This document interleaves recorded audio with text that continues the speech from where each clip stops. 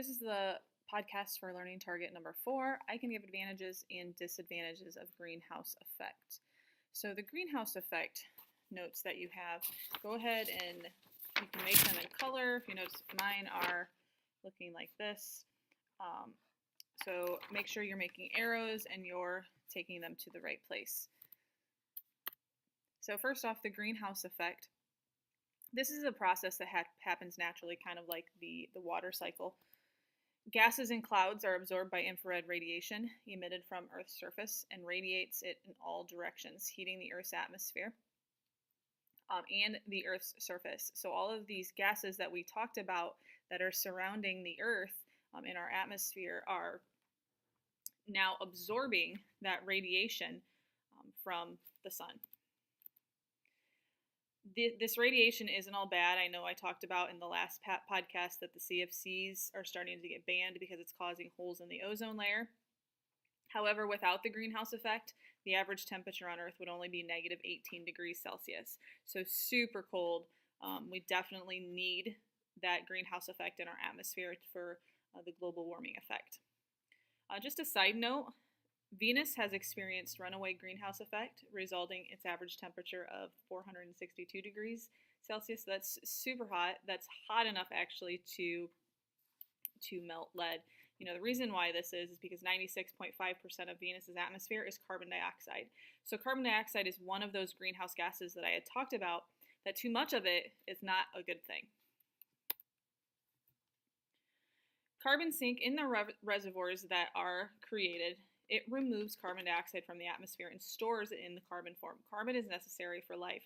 So carbon dioxide gets released and can cause a lot of problems. For example, within the forests and oceans, a lot of this carbon dioxide is toxic for it, and it tries to change that carbon dioxide into just carbon so that life can survive in it. So with the greenhouse effect, you have this diagram in your notes. So make sure that you follow these lines that are going across as well. So we have the sun. The sun releases its energy down towards the Earth. So it's going through space, it's going through our atmosphere, and it's reaching Earth's surface and water. Some of this energy is reflected back into space, and some of this is absorbed by the clouds, and some of it is absorbed by Earth's surface. Now these greenhouse gases that are in the atmosphere absorbs the radiation and emits it in all directions. So it's absorbing some of the bad stuff that we have and then kind of reflecting it off, like it says, in all directions.